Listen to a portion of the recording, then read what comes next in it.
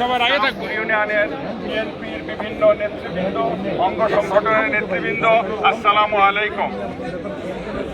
আজকে আমাদের মাঝে মান্নান ভাই অনেক কাজের মধ্যেও এখানে উপস্থিত হয়েছেন।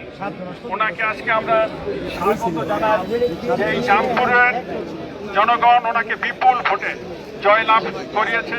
ফলে আগামী দিনের যে উন্নয়নের কর্মসূচি হবে সেই কর্মসূচি যাতে এই জামপুর ইউনিয়ন থেকে শুরু করে, এইটা আমরা আশা পোষণ করব।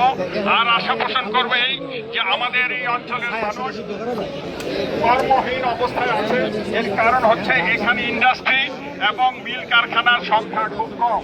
ফলে এই এলাকার মানুষের আর্থসামাজিক উন্নয়নের জন্য, এই এলাকার মা বোনদের আর্থসামাজিক উন্নয়নের জন্য ওনার কাছ থেকে আমরা সাহায্য সহযোগিতা সরকার থেকে যে আসবে তার অধিকাংশ সহযোগিতা আমরা ওনার কাছ থেকে চাই।